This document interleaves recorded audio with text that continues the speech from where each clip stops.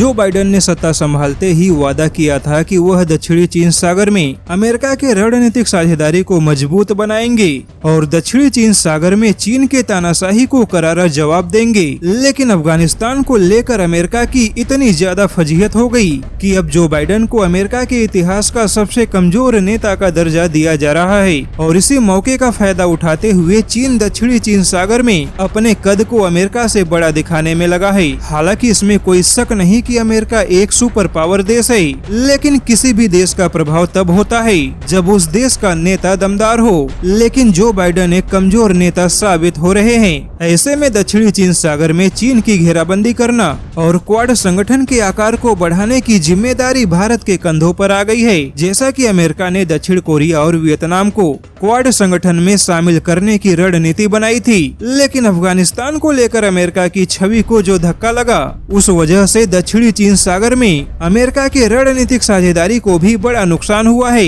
वहीं खुद अमेरिका के जानकारों का यह मानना है कि दक्षिण कोरिया तो अमेरिका के दक्षिणी चीन सागर की रणनीति का हिस्सा है, लेकिन वियतनाम को लेकर संशय की स्थिति बनी है। ऐसे में अमेरिका का मुख्य रणनीतिक साझेदार यानी कि भारत अमेरिका की बड़ी सहायता कर सकता है, क्योंकि फॉरेन पॉलिसी का मानना है कि भारत ही वियतनाम को क्वाड संगठन का हिस्सा बनाने में मुख्य भूमिका निभा सकता है। यानी कि सीधे तौर पे दक्षिणी चीन सागर में चीन के खिलाफ क्वाड संगठन के रणनीति को मजबूत बनाने की जिम्मेदारी भारत को संभालनी होगी। वहीं कई जानकारों का यह भी दावा है कि हाल ही में कमला हैरिस का दक्षिण पूर्व एशियाई देशों का दौरा भी अमेरिका के रणनीति को कोई खास फायदा नहीं दे सका, जिस वजह से इस बात की आशंका और भी ज्यादा बढ़ गई है कि अब भारत को ही दक्षिणी चीन सागर में क्वाड संगठन की रणनीति को मजबूत बनाने की जिम्मेदारी संभालनी होगी।